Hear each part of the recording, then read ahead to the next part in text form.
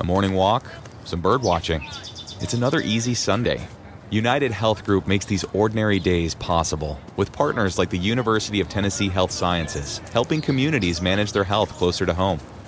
54% of participants have lowered their blood pressure, meaning fewer heart attacks and more Sundays at the park. This might feel like an ordinary day. To United Health Group, it's the healthcare system working better for everyone. Learn more at unitedhealthgroup.com/commitment. This episode is brought to you by SoFi, the all-in-one finance app where you can bank, borrow, and invest. It's time to achieve your financial ambitions. Earn more on your savings with a SoFi Bank high-yield savings account, ditch your high-interest credit card debt with a SoFi personal loan, or start investing on an easy-to-use platform with SoFi Invest. Wherever you are on your financial journey, SoFi's got you covered. Learn more at SoFi.com/SXM. Hey, it's Ryan Reynolds here from Mint Mobile. Now, I was looking for fun ways to tell you that Mint's offer of unlimited premium wireless for $15 a month is back. So I thought it would be fun if we made $15 bills. But it turns out that's very illegal. So there goes my big idea for the commercial. Give it a try at mintmobile.com/switch. Upfront payment of $45 for 3 months, $90 for 6 months, or $180 for 12-month plan required. $15 per month equivalent. Taxes and fees extra. Initial plan term only. Greater than 50 gigabytes may slow when network is busy. See terms. Hey, weirdos. I'm Alaina. And I am Osh. And this is Morbid.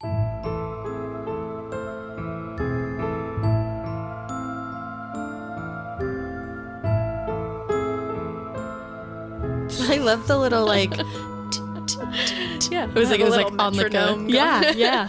I don't know why I went there. It's okay. I just did. Everybody goes places. Yeah. I mean, it's been a crazy weekend. I think if you follow me on Twitter, you saw that one of my twins did like a spin kick in my bedroom right before bath time.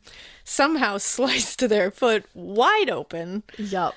I'm not really sure. On like a dresser, like the corner of the dresser, which isn't even sharp. But your toe skin is so like thin. And as we learned, your feet and your hands, they have so many they have so much blood flow to them that they bleed a lot. So it was a horrifying experience because I'm sitting there on the floor holding her feet, which when I first looked at her, she was like, my toe. And I just watched blood geyser out of her foot. And for a minute, I was like, oh, she lost a toe. Like, that's how much blood there was. I was like, I don't know how, but she lost a toe in my room. Like, I'm going to have to figure this out. I got to find this toe. But luckily, Dead man's toe. Dead man's toe. And luckily, she just sliced it open, which was not awesome. But I was literally holding her hand in my hands, and I'm just covered in gushing blood, being like, and I'm having to be like, okay, calm yourself. Fine. Everything's fine. So I'm like, okay, John, just go get a towel. We're okay. We're fine. And like he comes, good. Yeah, it's totally fine. John's making jokes about like amputation because God. You have to just like dad joke. Sudden, yeah, you got to. And of course, it turned into like jokes about like, did you really want to get out of bath time that bad? You could have just told us. Oh my God, we could have just washed up. It's cool. I love it. But she's fine. We got it taken care of. But like, man, let me tell you. Yeah. Was not exactly how I thought the weekend would start. It also really put my life into perspective for myself because you texted me while I was watching RuPaul's Drag Race, the finale, and I was like, so do you need me? And you were like, no. But I was like, okay, good, because like I really didn't want to leave this finale. So like I'm definitely not ready to have kids yet. Because they'll keep you on your toes. I'll tell ya. It's amazing, but luckily everything was fine, and she's a freaking trooper. Yeah, I walk in today, and she's just, like, running around. Yeah, I was like nothing happened. How's your foot, bro? And she's like, doing? It's fine. Yeah, she's like, it's cool. I love it. I'm totally fine. What a badass. But, man, I feel like anybody who, like, takes care of kids or, parent or anything knows that, like, seeing your kid bleed is, like, one of the worst things ever. Yeah. You just never want to see the blood. No. Because you're like, I created that. Yeah. I don't want to see it. Like it's a really weird way to think about that. But it is. You're like, but it makes sense. That's my baby. I made that. I don't want to see it empty itself of blood. It's just not how. So weird. It's not how I saw it going in the beginning. You just never want to see it. She slices her foot open, and you're like, "Don't empty yourself of blood, sweet child. Put Put that blood back in there. I made that. Blood back in there. I made that. Let's spill that blood. I made it. I gave you that. You're weird as fuck, dude. But she's a badass, which is awesome. And little beeb. That's just how my weekend went. Awesome. And then carrying her, she's half my size, even though they're 5. She's huge. She's very tall. Yeah, that's what I meant by she's huge. Just like my husband. She's taking after him for sure. Obviously, you all know that. But yeah, she's like half my size. So I had to carry her into the hospital. Oh man. And I grabbed her. I'm holding like snacks and a juice and just any supplies I thought we needed in one arm, and I hoisted her up with the other arm. Hoist. And as I did it, I was like, oh, I definitely messed up something in my back, and man, I'm paying for it now. This story is like showing your age. Oh, it is. Like you are a mom who doesn't want the kid to spill the blood. No, I and don't. You gotta hoist him, and then you throw your old ass back out. Yeah, let me tell you, that's not awesome. Because last night I was in like momentous amounts of pain, and today I'm still in momentous amounts of pain. It's like a pinched nerve. Those are the worst. So I'm leaning over the microphone like right now, being like, "Ow!" I know. Ow. I offered switching chairs, but you weren't into it. I love you for that. I do love you. But I had to go to work today too, so I probably fucked it up even more. But with the bone saw, I'll put on a heat pack and we'll be in business. All right, girl. I'm here for you guys still. Hey, because you're what's important. I'll be. Love you so much. So what are we talking about today? So today, now that I've enthralled you with my weekend antics, today we are going to be talking about Gary Michael Hilton, aka the National Forest serial killer. That was a siren at the perfect time. I was just gonna say. I don't know if you guys heard that, but it was like as soon as I said it, it was like, wow. Yeah, that was really good. So Gary Michael Hilton is terrible. Great. The worst. Luckily, you don't have to worry about it because he's in prison. So he can't get anybody anymore. Love that. We love that. I figured I'd give you that right off the bat so you know you have something good to look forward to at the end. Thank you. Because it's bleak. So for this one, luckily I always love when I can find the court transcripts online. Best. Those are always like a gold mine. But I also found a book called Those Days in January, and it's by John Cagle. And John Cagle was actually one of the lead investigators on this case. Oh, so that's a good ass book. It's a very quick read. It's like 90-something pages. Oh, and perfect. he says it in the beginning of the book. He's like, I'm not going to give like all the nitty gritty of like exactly what happened to these people, because he mainly worked on the Meredith Emerson case, which we'll talk about. She's one of the victims. But he was like, I don't want to go into like the gruesome details of what happened. Like, you will know what happened. So he's like, this is a quick read. I just want to give you like what happened. And it is. It's a quick read, but there's good information in there. All right. So I highly recommend you go read that, because you can do it in like 30 minutes. So Gary Michael Hilton is known as the National Forest serial killer because his victims were found dumped in national parks. We have 3 main instances in 3 different places in 3 different states. Wow. Yeah. And so he was also known for his MO, which was to behead his victims. Oh, shit. Yeah. So, and whenever that's just like, we've talked about it before, that's next level. Yeah, that's a lot. That kind of pathology just always really takes me to another place. Because I want to know why. He tries to tell you why. Which, does it make any sense? Like, as I'll say it now. He later says that he was very smart, which is unfortunate. Like, IQ wise, I feel like that happens a lot. He did well in school and all that good stuff, but he clearly didn't use it properly. But he did try to use it in covering up some of his crimes. So when he tells investigators later, is he removed heads to aid in messing up with the forensics, basically. So he did do it just to be like, I wanted to take out anything that could ID them. Jesus, which is just so callous. That's and like very whoa. Yeah. So he was born November 26th, 1946. I don't know what zodiac sign that makes him. I could see Ash's eyes. A Scorpio. He's a Scorpio. Okay, there you go, guys. That's what we're all about here. So he was born to William E. Hilton and Cleo M. Reynolds. Hey, Cleo's my favorite name. They were not great. That's not good. They weren't, yeah. He didn't have a great childhood. He didn't have anything... He didn't have a terribly abusive childhood or anything like that. He just didn't have a great childhood. Not a great house. Also, I was wrong. He's not a Scorpio. He's a Sagittarius. Oh, okay. Sorry. There you go. And I actually like Sagittarius. Well, there you go. You don't like him, though. No. You won't. He was born in Atlanta, Georgia, and he stayed in Georgia for most of his life. Okay. But he did move around later, and that's when he became troublesome. Yikes. Now, court documents state that he did suffer from a frontal lobe injury when he was younger. You don't say. We all know that frontal lobe, it's an important one. Yeah, don't mess that up. Don't mess it up. Don't mess it up. Don't let your kids mess theirs up. Just keep an eye on that lobe. You gotta- Don't yeah. spill that lobe. Throw the whole kid away if they mess up their front lobe. Sorry. So we'll try again next time. We will. Sources claim that it was from a Murphy bed falling on him as a child. You don't know what a Murphy bed is. Wait, but I have a it's guess. Okay, it's a weird thing. Is it one of those beds that comes from the wall in like Yes. a studio apartment? Yeah, you know. Yeah, I made an inference. You got it. Hey. You got it. So his parents actually divorced when he was around 8 years old. That's when his mom moved him to Florida. And that's where she married his stepfather. I believe he was around 9 years old when they got married. Oh, that's tough. So she remarried pretty quick. Yeah. He did not get along with his stepfather. Me either. There's no real...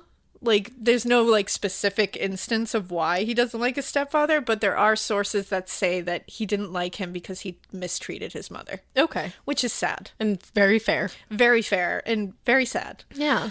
So he was, like I said, a very smart kid.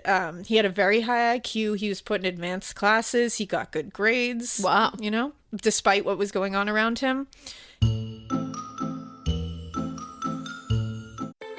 Join me, Cyndi Lauper, with Chef Michelle Bernstein and Dr. Panico to talk about psoriasis and psoriatic arthritis, the potential connection and risk of developing permanent joint damage. Cosentyx secukinumab is prescribed for adults with moderate to severe plaque psoriasis 300 milligram dose and adults with active psoriatic arthritis 150 milligram dose. Don't use if you're allergic to Cosentyx. Before starting, get checked for tuberculosis. An increased risk of infections and lowered ability to fight them may occur, like tuberculosis or other serious bacterial, fungal, or viral infections. Some are fatal.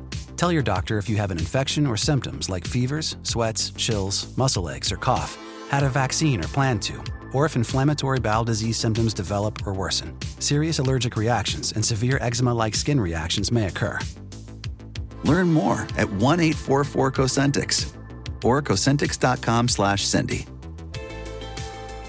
Hey, it's Ryan Reynolds here from Mint Mobile. Now, I was looking for fun ways to tell you that Mint's offer of unlimited premium wireless for $15 a month is back. So I thought it would be fun if we made $15 bills. But it turns out that's very illegal.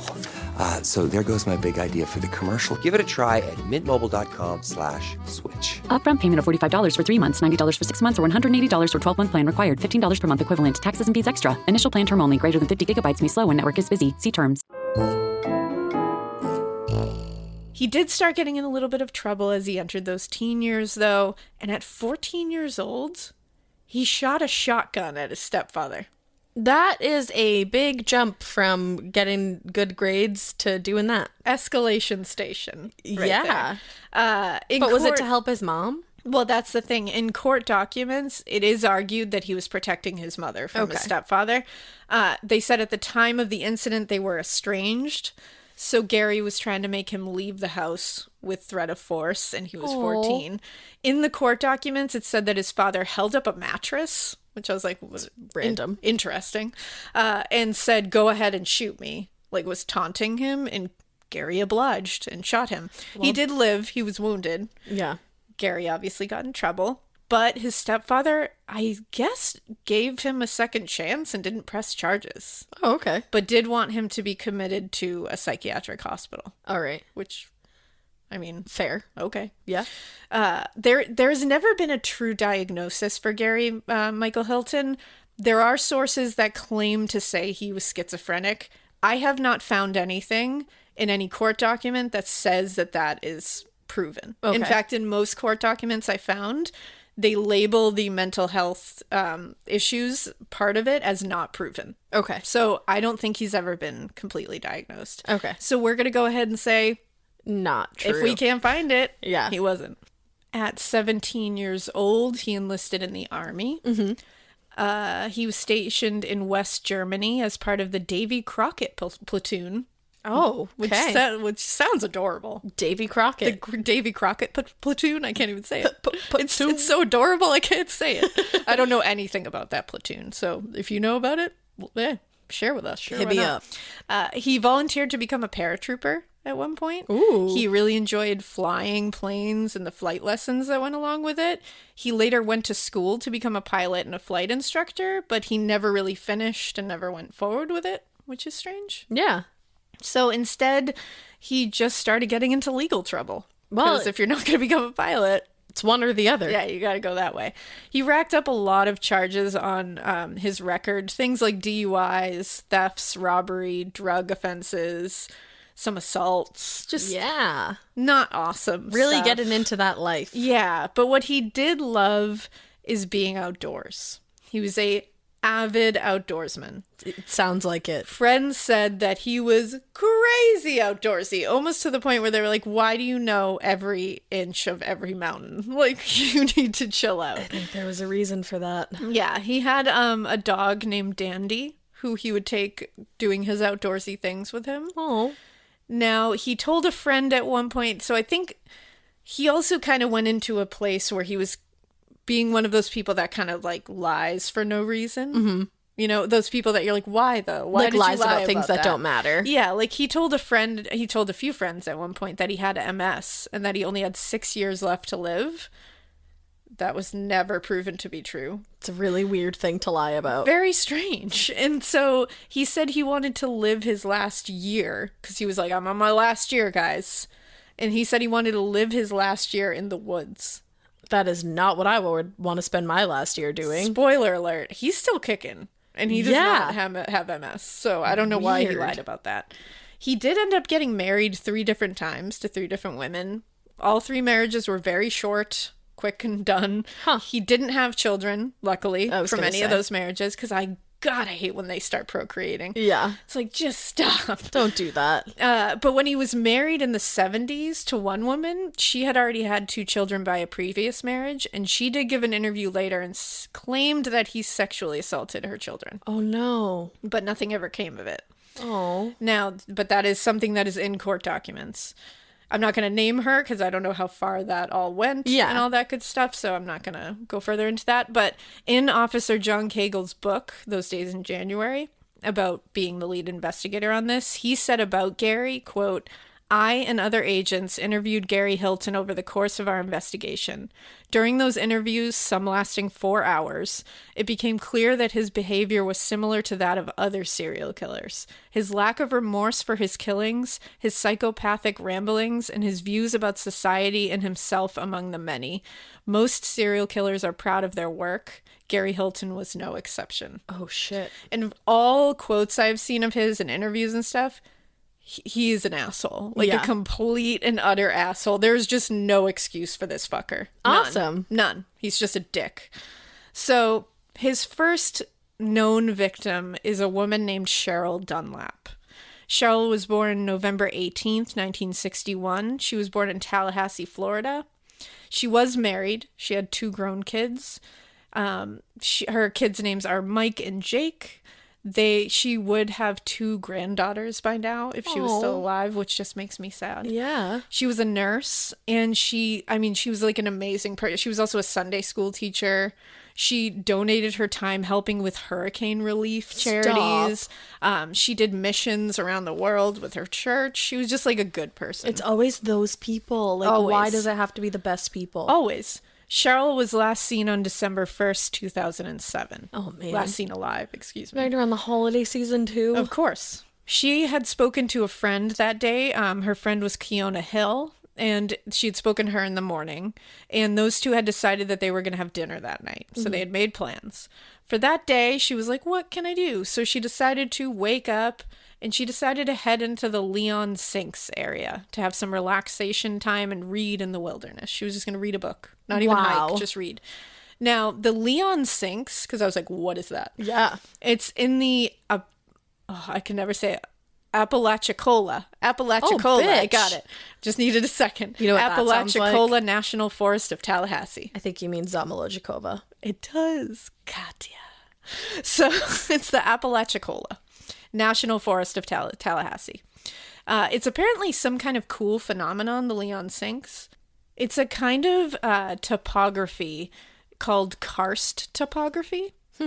And this is when some kind of softer rock, which is like usually like limestone or something like that, erodes over time, and then water is able to flow in and out of like different directions and through holes and eroded areas, making kind of like this beautiful sink looking thing, you know? That's cool. They're like water, you know, they're like sinkholes and, you know, I don't even know, like sinkholes and like waterfalls. What are those called? Waterfalls or like what is that called? Those little fucking, what is it called? I want to say typhoon, but that's everyone's not what it is. literally sitting there being like, you dummy. Whirlpools. So sadly, this particular one, Leon Sinks, is now closed, at least for the time being, from what I looked. That's because the boardwalk overlooking it and the trail is kind of unsafe right now. It needs to be updated. I guess some of the wood is kind of aged over time. Don't want that. So if you're thinking of going to Leon Sinks, you gotta wait a little while. Not today. Now, when Cheryl went to the Leon Sinks, that's where she was last seen, reading her book. She was seen by a couple, Vicky and Michael Shirley, at around 1:30 p.m. that day. That's their couple name. They later, Vickle, there you go. That's why I was looking at Michael and Vicky at the same time. They later said she was wearing a casual outfit of jeans, a sweater, and she was just carrying a book with her and not much else. Stop. Because she was just planning on sitting there to read in the wilderness. What a great place to read. Just to relax, right? Like, it's beautiful out there. She did not arrive at Kiona's home for dinner that evening, which is already weird. Yeah. So people already, red flags are going up. No one could get a hold of her, and the next morning she didn't go to church, and she didn't arrive at Sunday school to teach. Oh, no. No one could get a hold of her. So some of her friends, one in particular named Tanya, decided to go to her home and do like a wellness check. She found nothing astray, but did find her dog there, and her car, a white Toyota Camry, was gone. Yeah. So she was like, what the fuck's going on? But her dog was gone too? No, her dog was there. Oh, her dog was there. Okay. So they were like, she wouldn't leave him alone for that long. No. So they called the police just to say this is weird. Yeah. On December 3rd, she was reported missing officially. The same day the report was filed, her car was found along the Crawfordville Highway next to the woods. Mm-hmm. This was near the trail. They searched the car, and they found her purse in it, but no money in the purse. Mm-hmm. And all her cards are missing. Oh, shit. Then immediately they see that the tires were starting to go flat. And when they investigated further, they saw that someone had taken what they later found to be a bayonet and had intentionally pierced the tires with it. A bayonet! What the fuck? Yeah. Who just strolls around town with a fucking bayonet? Who does that? What are you doing with a bayonet? Killing people? That sounds crazy. It does. I don't know. Maybe I'm overreacting to this, but that just sounds nuts. No, it's a little wow. Yeah, I don't know. It's a little wow. It's a little wow. If it's in a Hamilton song, I feel like it's like, whoa, why do you have one now? I agree. That. There was a parking ticket on the windshield, and the date of that parking ticket was from December 1st. Okay. So obviously someone went there a couple of days before and Right. never came back. Right. She did not come back to the car. They checked her bank records immediately since the cards were gone, and they found that her Ameris bank account records showed that she had cashed a check in the drive-thru on December 1st at 11:17 a.m. Mm-hmm. That was before she had gone out to hike. Then the card was used 3 times at the ATM for a total of $700 after she was already missing. Oh, no. The attempts were at Hancock Bank on West Tennessee Street on December 2nd, 3rd, and 4th. So for 3 days. Mm-hmm. There were also 2 declined withdrawals, and it was because they were trying to go over the daily limit. Yeah. Which is strange. You know that's probably not her. Right. They pulled the security camera footage, and it showed not Cheryl at the ATM, but a person who was wearing a blue and white shirt, glasses, a hat, and a mask made out of tape. What? What? A mask made out of tape. Oh, why? Yeah. What the fuck? Like covering their whole face. Is there a picture of it? I couldn't find a picture of it, but if you can, like, please do. Oh, man. Because I'm picturing it, and it's really something. I'm picturing, like, the Invisible Man, like, with tape all around them and just glasses. Did you find it? What the fuck? Did you find it? Yeah. Oh, that's worse than I thought. That looks like he has like a foam head on. Guys, look it up. You gotta look it up. That's terrifying. Dude, what the fuck? That's truly terrifying. No, that's like you would see that. It's one of those things where you would see that in a movie and it'd it would like, be that's too much. Yeah, that's a lot. He's a very scary guy. Oh, that is him? Yeah, that's him. Oh, no. If you're listening right now and you're one of those people who likes to look up the pictures, you're probably knowing exactly why we're like, oh my God. He's a scary looking man. He reminds me of fucking Jigsaw. Yeah, he does. But like the real Jigsaw. But like even less friendly looking than Jigsaw looks. Accurate, right? yeah. What's his name? John, I think it is? Yeah, I think you're right. Oh my God. How did I remember that? I don't know. But what was interesting about this like monster coming up to the ATM was everything about the situation. Was everything about him, but also that he was using the correct pin. Oh. So that's strange. And that's concerning. He must have like asked her for it. Yeah, that's concerning though. So police, because usually it's like, if he got the pin, what else does he need? So that doesn't bode well for the person that gave the pin. Police did a stakeout at the bank on the 5th, but her card wasn't used again. No. Unfortunately.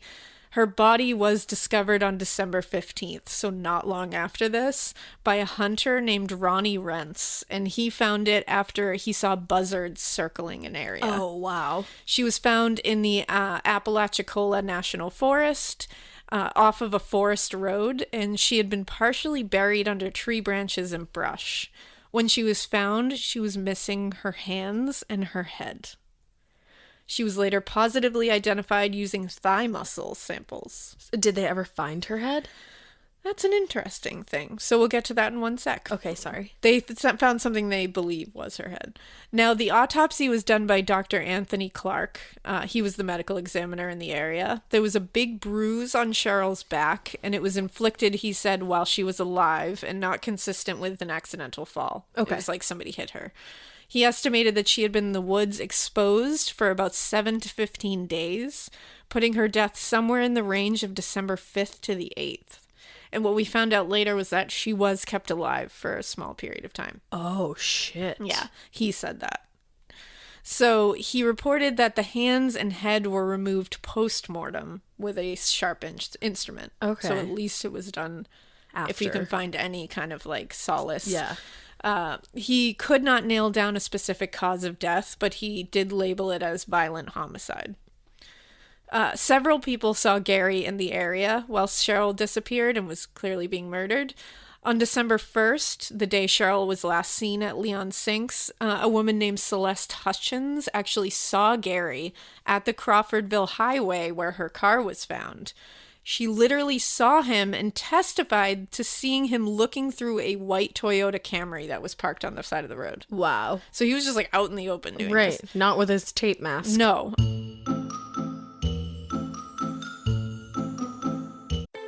Join me, Cyndi Lauper, with Chef Michelle Bernstein and Dr. Panico to talk about psoriasis and psoriatic arthritis, the potential connection and risk of developing permanent joint damage. Cosentyx secukinumab is prescribed for adults with moderate to severe plaque psoriasis 300 milligram dose and adults with active psoriatic arthritis 150 milligram dose. Don't use if you're allergic to Cosentyx. Before starting, get checked for tuberculosis. An increased risk of infections and lowered ability to fight them may occur, like tuberculosis or other serious bacterial, fungal, or viral infections. Some are fatal.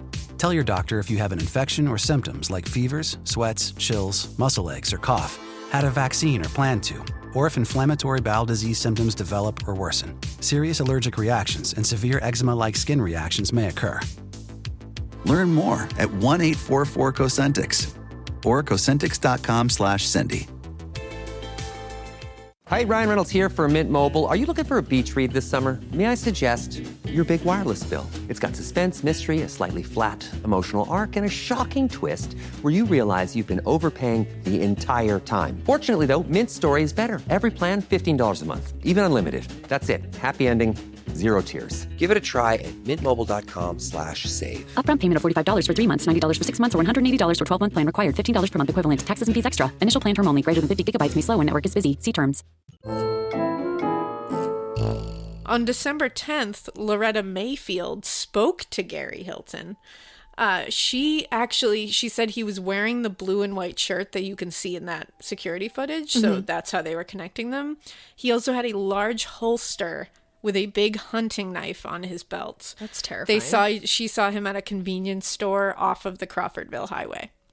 That was on December 10th. On December 18th, which was after they'd already found Cheryl, this was December 18th at a convenience store in Bristol, Florida. Teresa Johnson saw him, and he walked up to her and said, "Hey, you look like that girl, Cheryl Dunlap." What the fuck? And then he said, "It's too bad about that girl getting murdered." Oh, like approached her. Dark. Approached her to talk about it. Yeah, that's real weird. What? And later, going back to what you were asking, did they ever find her head? Yeah. Investigators found what they believed to be the remains of her hands and head in a fire pit at a campsite about 7 miles from where her body was found. That is brutal. Unfortunately, they were so burned, no even mitochondrial DNA could be found to use. But they did find that it was consistent with somebody with small hands and an adult. Mm-hmm. And obviously, they found a skull and hands that is pretty rare to find. And witnesses did see Gary camping on a trail near that area at the time. And he was also given tickets for being like unlawfully camping on that trail around that time. Oh, so there is like a paper trail to bring him back to So it most likely was. It most likely was. Now, around this time, once, Cheryl was found, and now they're trying to figure out who did this. Around this time, Gary traveled to Georgia. Oh, wow. So now he's out of Florida. And on New Year's Day, he killed someone else. Stop. Now, Meredith Hope Emerson was only 24 years old. That's how old I am. She went out hiking on Blood Mountain at around 1 p.m. Also, this mountain, Blood Mountain, is next to another mountain called Slaughter Mountain. Why would you ever name a mountain those two things? I don't know. I found a bunch of myths and history about why they're named that. And most of them go back to Native American conflicts that were happening. And some of them were the mountain ran blood red. Oh, wow. So they called it that. But what an ominous naming mountain. And to be next to Slaughter Mountain? Bye. And to get to it, there's a slaughter path or something. It's crazy. I feel like he definitely chose them for that reason. You would think so. He was very familiar with this area, too. She had her black lab, Ella, with her, and she was never seen alive again after this day. So a little bit about Meredith first, because she seemed like a pretty awesome person. She was born June 20th, 1983 in Charleston, North Carolina, to Susan and Dave Emerson. She was raised in Holly Springs, North Carolina, and Longmont, Colorado. She graduated from the University of Georgia with a degree in French. She graduated with honors. Wow. She went abroad to France. She loved French. After school, she got a job in marketing and was doing really well in that field. She lived in an apartment in Beaufort at the time with her friend Julia. She also had a boyfriend named Steve. She was social. She was happy, thriving. Yeah. The night before was New Year's Eve. She had been with all her friends and her boyfriend at a party. She had a great time. She and Steve were planning to hang out with each other on New Year's Day. Mm-hmm. She was also a highly experienced outdoorsman herself. She was always smart about it. She was always safe about it. She knew these trails. She always brought her dog with her. Mm-hmm. She always let people know that she was going hiking. So she did everything she needed to do. She was also a blue belt in martial arts. I think it was judo or something. Good for her. Yeah. She, everyone who spoke about her and knew her said she was super fiery, very endearing personality because she was just super, she had tons of spunk. Yeah. And was super strong. I love that. Strong in body, mind, everything. She was just an awesome person. Good for her. And she had adopted her dog Ella and just loved her. I love black and labs. And there's a photo of her and Ella, and it's her holding up Ella's certificate. When she just got her. Yeah, it was just very sweet. Oh. Now, Meredith spoke to Steve, her boyfriend, the day she went missing, around 11 a.m. on the phone. Okay. She told him she was going to be taking Ella for a hike. She didn't say exactly where. She just said a hike, and that they would meet up later. Now, he later said he was in kind of a bad mood that day. Oh, no. And he said he was very short with her on the phone and, like, was just kind of, like, giving her a little bit of attitude. So they didn't end on the best of note because she was kind of like, ugh. Like, you know, like why are you that's acting annoying. like that? We've all been there. Oh, yeah. And it's, like, easy to say now, like, never hang up the phone mad. But it's like, how many freaking times do you, like, you know, yeah, it's everybody just gets life. annoyed. She did leave a note for her roommate as well. She just said she was going hiking with Ella, didn't say exactly where. Okay. She went out around 11:10 a.m. to take the hike into Blood Mountain. Nothing would have ever told her this was a dangerous day at all because it was actually bright, sunny, beautiful. Snow had fallen, but it was like 55 degrees. Ooh, pretty. Like they said it was like an unusually beautiful day to hike for January. Oh, man. Now, a man named Bill Clausen saw Meredith on the trail going up the mountain and said she was wearing a lavender zip-up and black yoga pants. At one point, he saw a man walking with Meredith and just kind of like took note of this because they had both arrived in the parking lot at the same time and he saw that she was alone. Right. So he was like, oh, that's interesting that just a random guy is with her. Now, this guy that she sees with her is carrying a baton and a couple of other things like thanks. dog treats and such. On the way down, he saw the same man again without Meredith. Oh, no. He was staring at Bill, and he said that he looked like he was trying to hide. So at first, Bill was like, is he, like, peeing in the way? And he's, like, trying to, like, hide. So he was like, that's weird. Now, another man named Seth Blankenship was coming down the trail at this time, too. He had found some things on the trail and was bringing them to the trail office because they looked like abandoned things. Yeah. He said they were dog treats, a police baton that was, like, collapsible, a silver hair clip, sunglasses, a couple of water bottles, and I think that was it. But Bill said he saw this guy walking down with all that stuff. And he was like, oh, well, the guy that was walking with her had a baton like that. And he was like, that's weird. I'm just going to bring it to the trail office. Now, Steve called Meredith around this time at 1 p.m., her boyfriend. And he wanted to apologize because he was like, I realized I was in a bad mood. I shouldn't have hung up that way. He didn't get an answer. Oh, no. I hate that was their last interaction for him. I know. That, like, really bums me out for him. And I guess it went straight to voicemail. Yeah. So he was thinking, you know, she's probably just annoyed at me because I was kind of, like, terse with her earlier. Sure. So now, as the day is going, it's getting colder. It's getting much colder, and it's starting to snow. So he starts kind of panicking. But again, he's thinking, like, maybe it was just me being poopy. Right.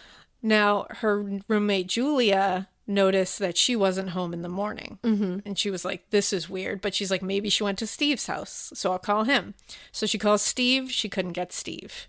Then Meredith's work called and said she never showed up. Oh, no. So Julia's like, nope, Full-blown this is panic. definitely not okay. So she called her parents immediately. She called Meredith's parents. And it was that same afternoon that a family friend named Peggy Bailey actually reported her missing. Okay. That family friend, Peggy Bailey, I guess, like, really took on, like, a lot of the brunt Hard of, like, stuff. trying to help her parents out and everything like that. So, like, good on Peggy. I love that. They immediately gathered like 1 million of her friends and family to, like, immediately people went out to search the mountain. But it took them a while to figure out what mountain she was on. Right, because she 'cause nobody wrote knew. that she was hiking, but not where.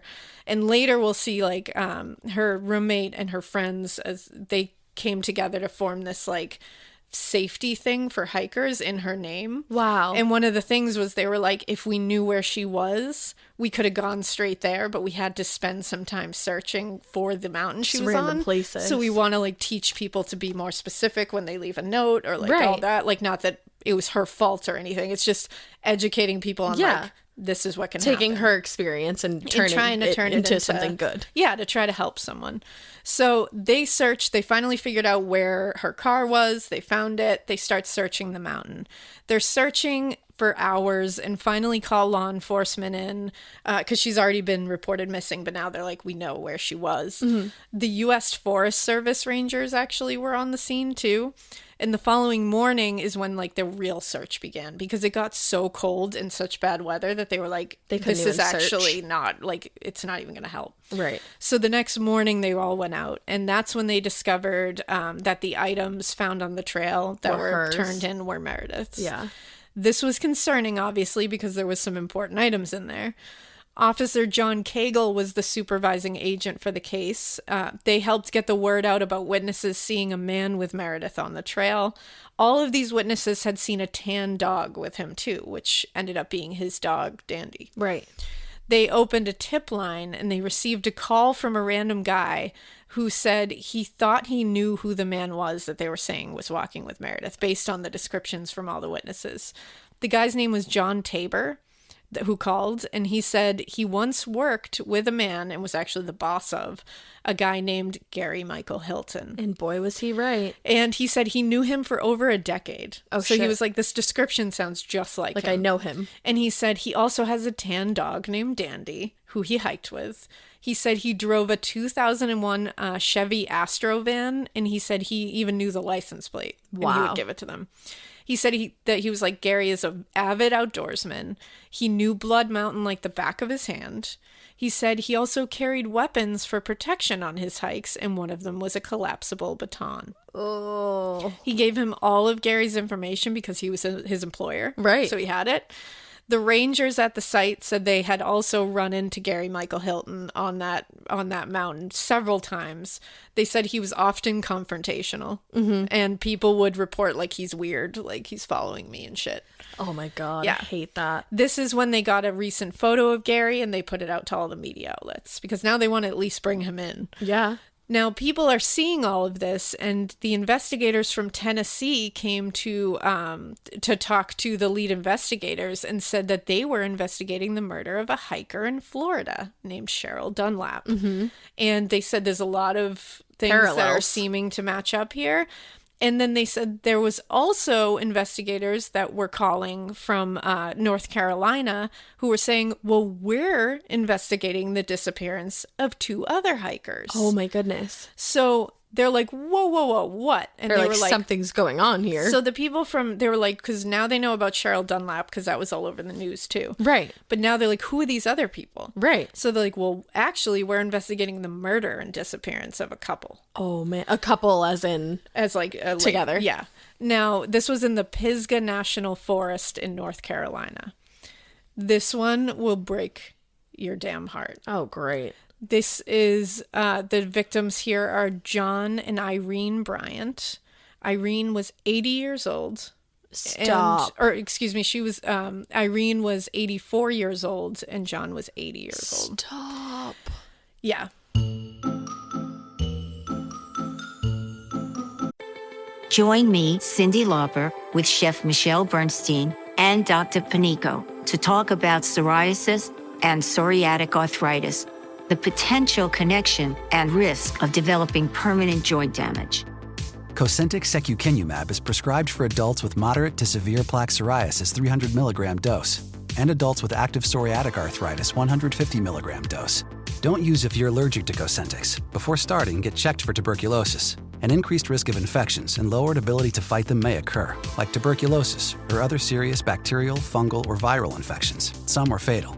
Tell your doctor if you have an infection or symptoms like fevers, sweats, chills, muscle aches, or cough, had a vaccine or plan to, or if inflammatory bowel disease symptoms develop or worsen. Serious allergic reactions and severe eczema-like skin reactions may occur.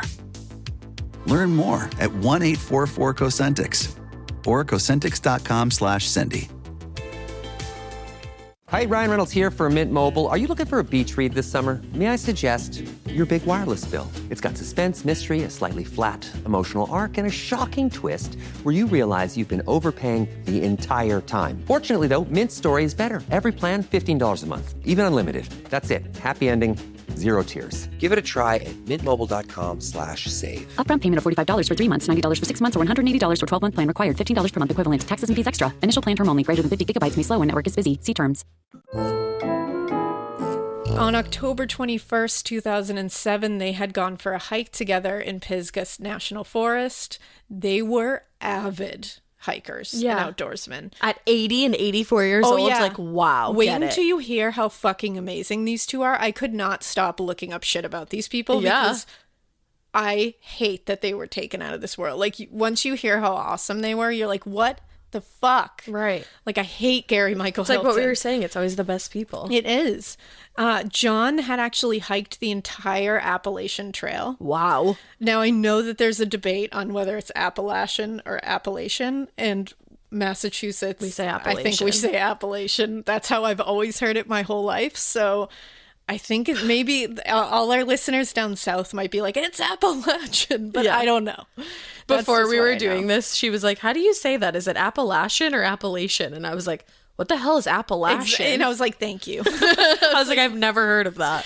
At least I think it's like up here we say Appalachian. Yeah, it's like widely debated. That's how I've always heard it. Now, John and Irene had been happily married for 58 years. Oh my God. Irene was a badass. She was a trailblazing veterinarian. Yes. She opened her own practice after she graduated from Washington State College and specialized in large animals. She was one of the first women vets in Montana history. Yes, Irene. Yeah. She gave up her practice when they had their 4 kids, but while she did that, she was like, well, I want to keep learning. So she just kept taking classes and going to school just to expand her mind. Wow. And her daughter Holly said of her, quote, she was a scientist at heart. She had an extensive insect collection and she loved gardening. She was a very interesting character. My father said she wasn't cut out of a cookie cutter. She was unique. Oh. Like, I just love them so much. I hate, my heart breaks for their kids. Yeah. Breaks. Because, like, what cool fucking parents. And just to and you get to your 80s and some that's what happens. Fucker like this takes you out of this world when you've lived nothing. Because also, as we'll get to, they were amazing people. Like they did everything that they could do to just be like amazing people on this earth. It's just sad. Yeah. It's like really sad. And they seemed like they didn't take life for granted ever. Like they were doing everything they could to squeeze every ounce out of this life. And that sucks. I love it. Yeah.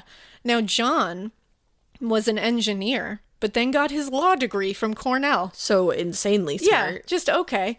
They both hiked very frequently. In fact, they hiked every single week together. Oh. They were always outside.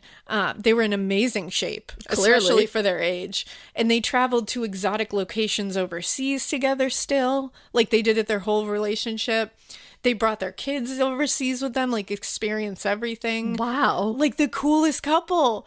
And they loved nature so much that neighbors said that Irene in particular asked them to call her whenever they saw a deer in the area so she could just come out and look at it. Oh my God. Yeah, she was like, can you just call me if you see a deer? I just want to look at it. Oh my God. That'd be a great bumper sticker. Call me just if call you me see a if deer. you see a deer. Those same neighbors said about them, quote, they were the best neighbors you could ever want. They said they were self-effacing and gracious. They liked the theater and music, and if they had tickets to a show they couldn't afford, they'd call and offer them to us. Oh. Like, stop. Like, what? Or excuse me, I said afford, attend is what I meant. I was a little confused, but... Sorry, I'm reading, like, my own shit. That doesn't make sense. But yeah, if they had tickets to a show they couldn't attend, they'd call and offer them to us. Oh my God. Like, just cool people. Yeah, those are great neighbors. Now, according to a really great article by Mike Williams for the Atlanta Journal-Constitution, it said in the article, quote, and I'll source the article in our show notes. Source it. It said, friends and family described the couple as remarkably generous, adventurous, engaging, and unpretentious. Jack Bryant had a moral compass so strong he consistently underbilled his small upstate New York village for his work as town attorney. Oh. Even after colleagues told him he should raise the rates. He was like, no, I don't need to. He just underbilled them. It's insane. Somebody said, quote, he said all these other people volunteer as firefighters and in other ways. And then he said, this is my donation. Wow. Like, what? Wow. What a deeply good person. I can't. And then Holly, their daughter, also said, quote, "My parents were unique people in that they considered what they wanted out of life and then pursued it. Everyone thinks they do this, but few actually do. Little things that are in reality unimportant tend to get in the way. My parents lived a full life and were a delight to know. They will be missed by so many." Wow, okay, You're really getting me over here. I know. There's this, to really understand what a piece of shit Gary Michael Hilton is. It's just awful. So what they found out was that a 911 call was attempted by the Bryant's cell phone, but the signal was bad and it failed. Oh, come on. Irene's sister couldn't get a hold of her because she would often call during the hikes just to make sure she had like updates. Yeah. And one of their sons actually came from Austin, Texas because he was so worried. Oh. He said their home was undisturbed when he got there, but their hiking packs were gone. So he knew something bad had happened. He called the police because he knew it was way too long for contact. The next day, their car was found parked at the trail. They went into the bank records because seems to be helping them along with all the other ones, and they found that their card was used to withdraw $300 on October 22nd at 7:35 at the People's Bank in Tennessee. Oh man. Someone who wasn't them was seen in the security footage with a mask on. I don't think it was the same tape mask, but it was a mask. No matter what, he was trying to hide his face every time. Unfortunately, on November 9th, Irene's body was found covered in leaves off the trail. Oh. She had been murdered using blunt force to the back of her head, thought to be from a baton of some kind. John was not found at this time. Ever? Not at this time. Oh. But her phone showed she had tried to call 911 on October 20th. Now they're connecting them all. And I know, Ash just looked up a picture of them, and they are the sweetest. Just the sweetest. They just look like people that you would run into on the trail and be like, "Hey, what's up? How's your day?" And be like, "So cool that you guys hike at 80-something years old." They do not look like they are in their 80s at all. They look great. Oh. No, it's absolutely horrific and a tragedy. They have the sweetest faces too, just like all of the victims. Yeah. Wow. It's true. I know. They all just seemed like people you just want to know. Now, as this is all being relayed, because they're telling them now, okay, this is what happened. You know, Irene was found. Right. And we are still looking for John. Right. And we don't know what happened. Investigators then found out that Meredith Emerson, the one that we are currently looking into in Georgia, her debit card was now being used. Oh, crap. On January 1st at 7:05 p.m., that's the day she went missing, someone had attempted to use it at the Appalachian Community Bank in Blairsville, Georgia, with the wrong PIN. So that's different. Right. He's using the wrong PIN. Then 7 more attempts were made to get money. This was a couple of hours after at Bank of America in Gainesville, Georgia, nearly 60 miles away. Right. Then another failed attempt was made at Regions Bank in Canton, Georgia, 80 miles away. All of these were wrong PINs. So clearly. So investigators realized and now know that because Meredith was so fucking smart, she was giving him the wrong PIN because, one, she knew as soon as I give him that PIN, right, he's got no use for me anymore. Right. And also she was going, well, the police are going to have to find me. If I keep giving him the wrong PIN, he's going to travel 80 miles to a bank somewhere. Trying to use leave me, which he would leave her tied to a tree while he would do this. But she's knowing he's got to go far away. Yeah, so to it gives try to me use time. That pin. It's going to give me time to try to escape, one, and also for the police to find me. Yeah. And the investigators said that when they figured out that's what she was doing, it hurt them even more later because they were like, she was doing this to give us time and we didn't get there in time. Oh, no. Like, that's got to be like... Yeah, that like will she stay was doing with you. everything she can to make sure that somebody was going to find her. She did everything she needed to. They found out that he had kept her alive for 4 days. Oh my God. And that is terrifying. Yeah. Well, he was trying to get her PIN number, basically. Ew. But she kept him going for that long. And he later said that he actually, like, enjoyed talking to her. Like, she was a very enjoyable person. And it just shows you how... It's like if she was an enjoyable person, which I'm sure she was, why did you feel the need to kill her? Yeah, like, what the fuck? Like, that didn't humanize her to you in any way, shape, or form? That just goes to show how terrifying he is. Yeah, he's horrifying. So, the next thing that happened was a woman found Ella alive. Oh, wow. She had walked into a grocery store. Oh. In Cumming, Georgia, like 70 miles away from the trail. Wow. Gary now, and they found out via microchip that it was her. Gary now was starting to call people, by the way, that he knew, and he was asking for money because he's not getting money out of Meredith's account. Right. So now he's asking people he needs money, and these people are relaying this to investigators because Gary clearly does not have any like true friends in the world. Yeah. And so he's calling them and they're like, hey, so I know you guys are looking for this guy. He's calling me for money. So something's weird. They were able to trace his last call to someone for cash to a payphone that was across the street from the grocery store that Ella walked into. Oh, wow. So the people who worked at the gas station where the payphone was confirmed that they saw him and described him. And then they saw him throwing shit from his Astro van into the dumpster next to the gas station. Hello. So an APB went out for the van. And at 8 p.m., they got a call from someone saying that a car matching that description and the guy was matching Carrie's description was at a car wash washing his van. Stop. There are moments that define who you are and who you're becoming. And when those moments arrive, what you drive should rise to meet them. The Range Rover Sport commands attention from the very first glance. Every line, every detail, engineered for impact.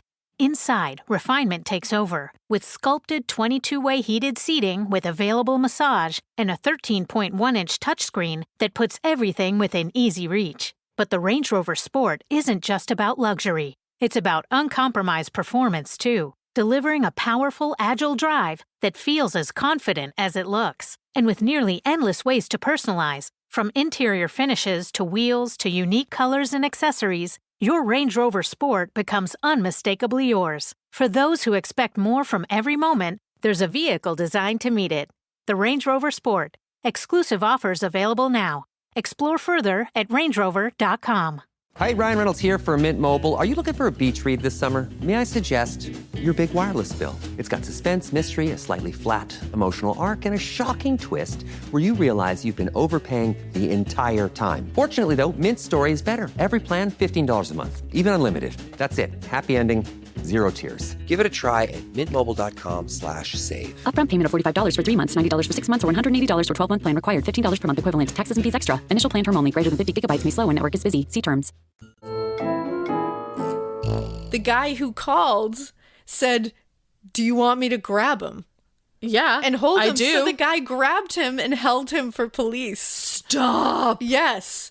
And then meanwhile, at the dumpster site, now police are here and they're looking in the dumpster because are you what were you seriously putting that in there? stupid? They found a bag in there with a woman's black leather wallet with Meredith Emerson's ID. Oh, crap. A ton of documents with her name on it. They found a lavender fleece jacket covered in dirt and hair and what was later confirmed to be blood. Another sweatshirt that was not her sweatshirt that was soaked in blood. A discarded parking ticket with Michael Hilton's name on it in the bag. Wow. Chains and nylon rope that had blood in it. Wow. So he just threw away his kill kit. Yeah. Like in a dumpster. Yeah, like while people are seeing him in broad daylight. For someone so smart. So Meredith was not in the van when they got there because they were really hoping they were going to show up and find Meredith alive in the van. He was taken into custody and apparently he read them his own Miranda rights. Which, like, what an asshole. He was just like, I have the right to remain So he's silent. basically like, oh, I've done this before. And it's like, oh, you're so cool. Yeah, like, what? You're so fucking cool. That's Anybody who's taken a criminal justice class can recite those. So fuck off. Right. And it's like, it just makes you, like, do you think that makes you look cool? Like, it just makes you look like you more like of a an delinquent. asshole. Yeah. So he didn't do a good cleaning job of the van because they did find giant blood stains on the sliding door and on the floor mats in the back. And there was also a mark on the back seat that indicated that like hair and blood had been leaning against it. Now, because this was involving 3 different crimes in 3 different states, it was cool because they were all starting to cooperate with each other, which doesn't always happen. And whenever we see that, we're like, hell yeah. Yeah, like it's awesome that they're all like, let's share what we know. Let's we make have sure to. we can, because they really did interconnect with each other and helped each other big time. That's great. Because they knew they were after the same guy. We got to do this. Who cares? But it doesn't, who gets him? as we know, that doesn't always happen that way. Even when it's clear cut that you're like, help each other. You can figure it out. Because people want to be the one that nabs them. Ego, yeah. So after he was taken into custody, the United States Attorney's Office in North Carolina and investigators from Leon County Sheriff's Office in Tallahassee and the Behavioral Science Unit of the FBI from Quantico. Oh, just them. Just them were all going to be attending a meeting at the Georgia office so they could come together with all their information. Wow. Badass. Wow. They told him, so they came together, they decided that they were going to tell him that the death penalty was off the table in Georgia so that if he told them where Meredith was. Okay. So they were like, we have to give to get, Yeah. you know? Yeah. So he did end up confessing. Mm-hmm. And he admitted that, like I said, he had kept her alive for 4 days, and that's all I will say. So during an interview, he told them that she would be found deceased in the Dawson Forest. That's where they could find her. Uh-huh. Now, in the interview, it says, and I just want to read it like how, because it shows how like cold. Yeah, how cold he is. So he said, under just a pile of leaves and brush, not buried. And the investigator said, okay, is it wrapped in anything? Is she wrapped in anything? And he says, no, it isn't. So he's calling her it. Yeah, that's too. Horrific. And the investigator says, is she clothed? And he said, no, it isn't. And he says, is she intact? And he says, no, it isn't. Oh. Which is, I'm like, wow. Yeah. Like, wow. So that's when he explained her head will be missing. Mm-hmm. Because that is his MO. And he said the only reason, by the way, the head was removed for forensically. And so the investigator said, yeah, right. That's exactly what that's they said. the only reason. And he said, in other words, in the hair are fibers, and that's the only reason. Okay. And the investigator was like, okay, where will it be? Right. Like, tell me where it is. And he said, quote, I should mention there's clothing there too. If you put a dog on it, you will come up with it like that. I apologize to both of you guys. It's been trying for you. I'm sure these cases are emotionally wrenching, but that's your damn job. And then he laughed. What the fuck? He's just not here with us. No, he's on planet something else. Scary. So they went out immediately to where they said, where he said they would find Meredith, and they found her. She was decapitated like the others. She was found under some leaves. They said the scene smelled like bleach, and they also saw that a tree nearby had blood on it. So they were piecing the things together. He did have to come out and lead them to where he had put her head. This was only about a week after she went missing they were able to find her. The autopsy showed that she had died of blunt force trauma to the head. She was also decapitated post-mortem, like Cheryl. And in January 2008, he actually pleaded guilty to the murder of Meredith Emerson. Okay. He had done that deal to take the death penalty off the table. And at his indictment, Susan Emerson spoke and said, that was Meredith's mother, and said, quote, I'm not sorry that the death penalty was taken off the table. That would have been an easy way out. Let him stay alive and slowly rot. God may choose to forgive him. However, he is not worth the time and energy it would take me to do so. My focus will remain on all the good Meredith stood for and still does. Oh. What a statement to say. That's amazing. And good for her to be like, it's not worth my time or energy to forgive him. Right. Which it's not. Yeah, it's no, not. He's a monster. You're fine. Her father, Dave Emerson, said, quote, my daughter was a shining light in our lives, and now we are left with a hole in our hearts that will never heal. I feel no punishment is too severe for Mr. Hilton. Only pray that he suffers immensely for his heinous acts, and that his fellow inmates recognize his evil and malevolence for mankind and treat him with the appropriate measures. Good. To which I say, hear, hear. Yeah, absolutely. Hear. Cheers to that. Yeah. I feel so awful for them. No, I can't imagine ever.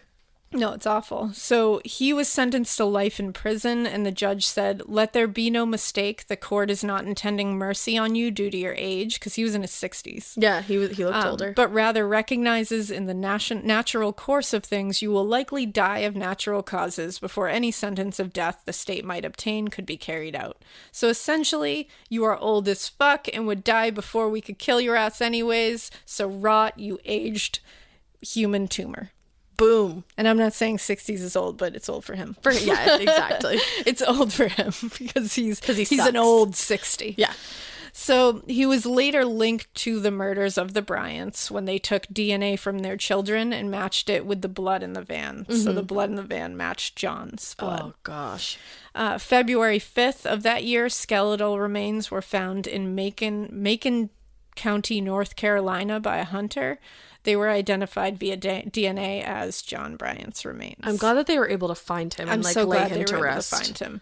That would have bothered me a lot. Yeah. He then took, so what had happened was they talked to Michael Hilton and found out what had happened because everybody was like, so what happened with John? Like, right. Why was he so far away? What had happened was he had killed Irene pretty quickly. And then he had taken John into the van and brought him to the Nantahala National Forest where he shot him in the head.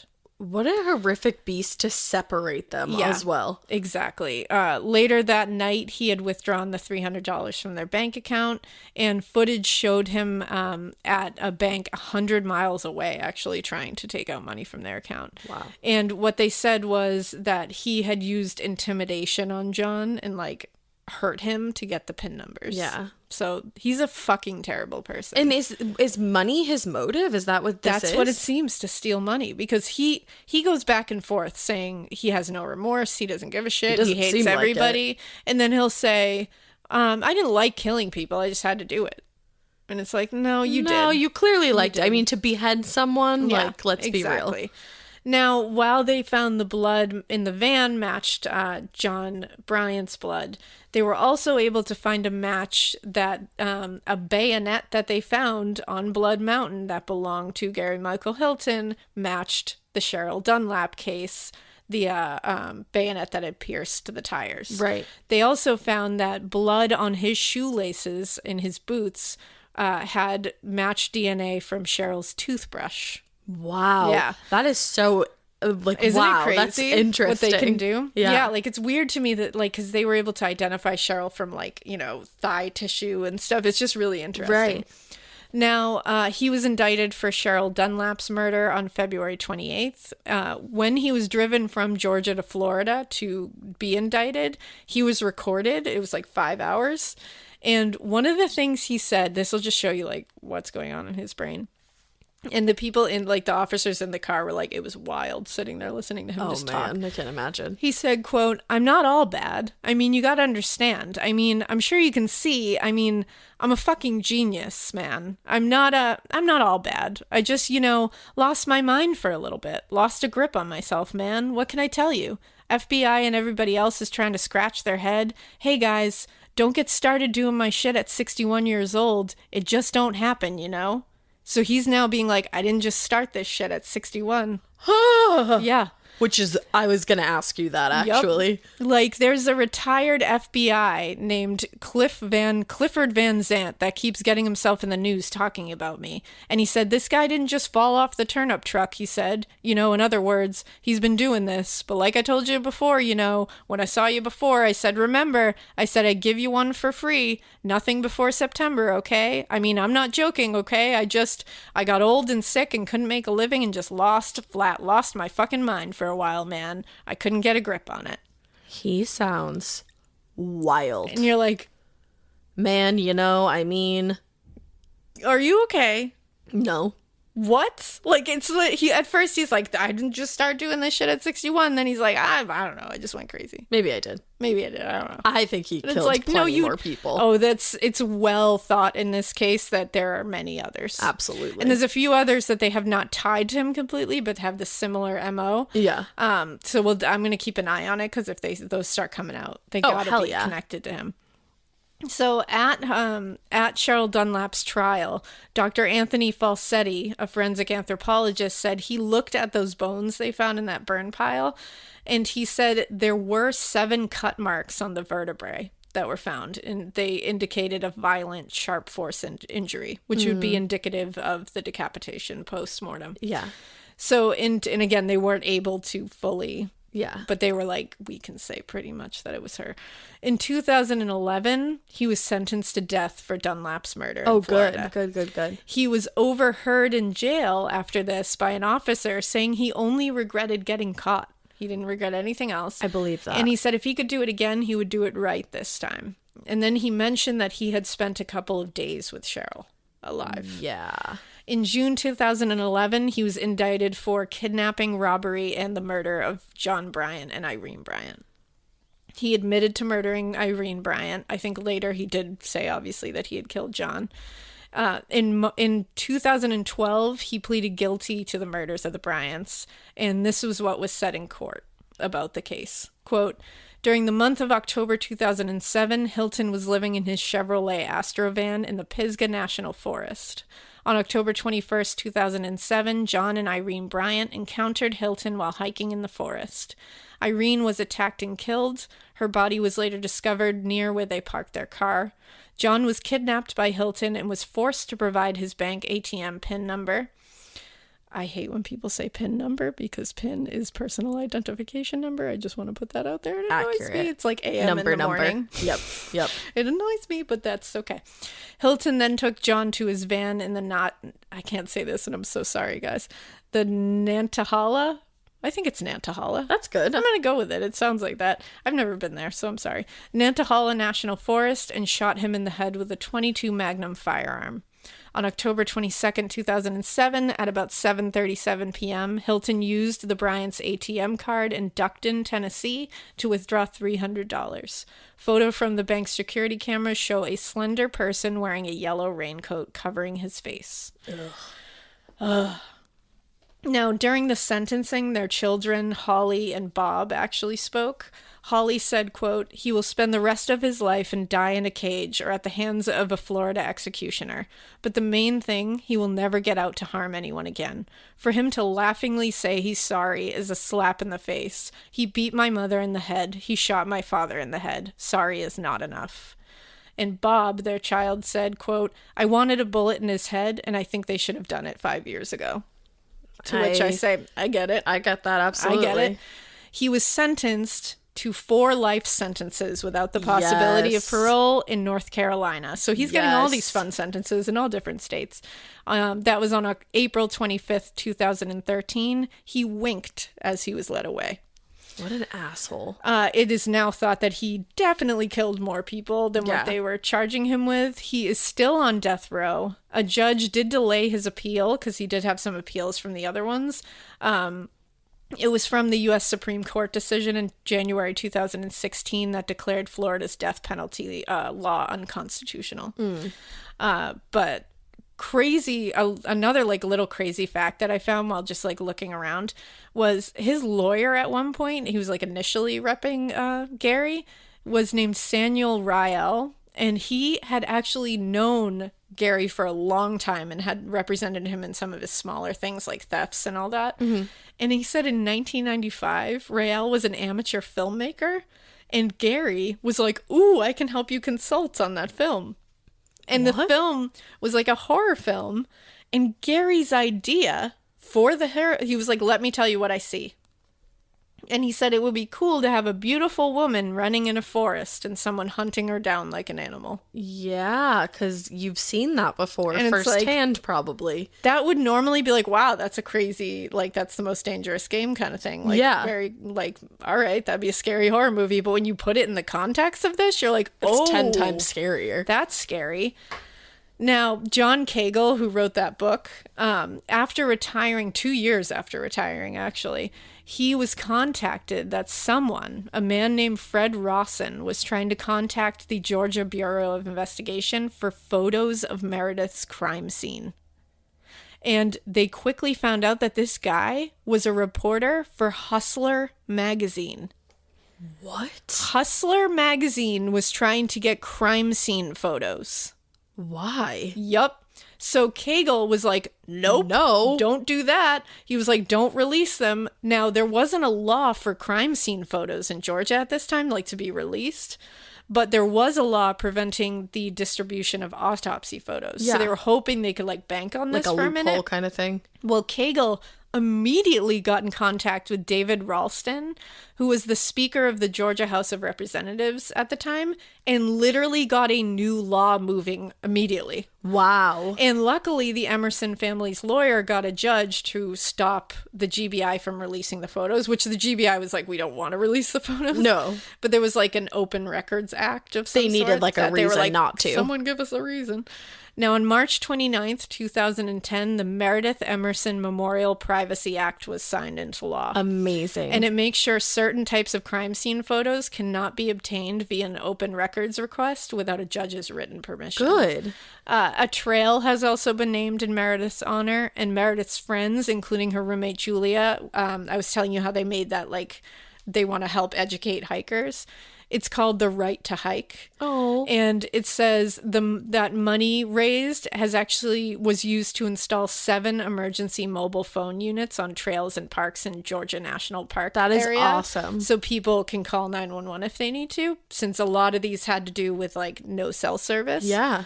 Now, at least 15 GPS units have also been distributed on the hiking outposts in North Georgia so that they can help get signals quicker. That's awesome. There's also a scholarship in Meredith's name for students at the University of Georgia where she was graduating.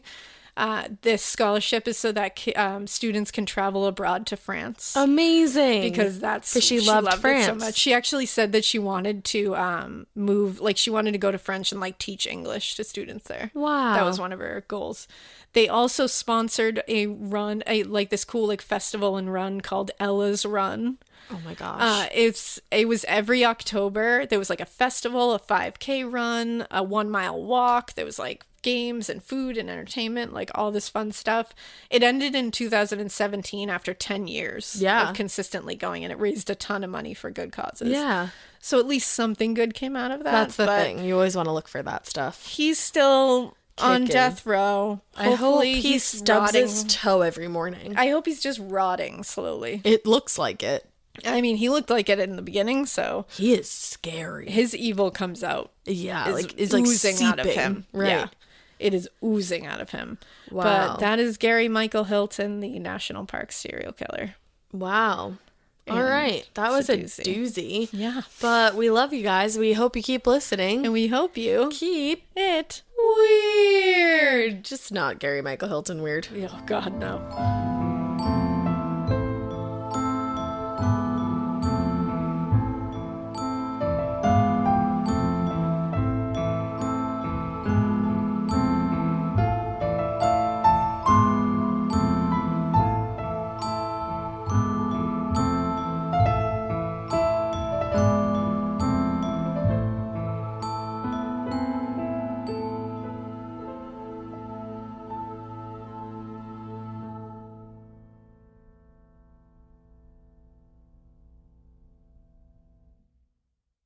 I'm Lindsay, and even before my diagnosis, my hands were full as a mom and an investigator.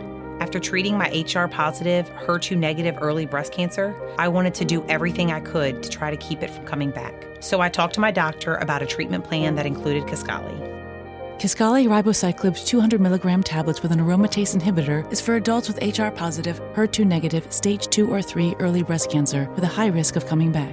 Kisqali may cause serious skin reactions, liver problems, and low white blood cell counts that may result in serious infections. Life-threatening lung problems and abnormal heartbeats can occur. Your doctor should test your heart and blood before and during treatment. Tell your doctor if you have new or worsening cough, chest pain, or dizziness. Before taking Kisqali, tell your doctor all your medical conditions, medicines you take, and if you're breastfeeding, pregnant, or planning to be, as it can harm an unborn baby. Common side effects include nausea, headache, and tiredness. Lindsay is a real patient, compensated for her time. Learn more at Kisqali.com. New Lancome Absolute Longevity MD. Backed by 20 years of research and 5 patents, the formulas combine MitoPure, the #1 selling longevity supplement, with Lancome's exclusive skincare compounds. It's designed and clinically measured to work on 2 levels: the visible signs of aging, like elasticity and the look of fine lines, and the invisible ones, like the rate of surface cell renewal happening within the skin. Start your visible biological age reversal at Lancome.com/longevitymd.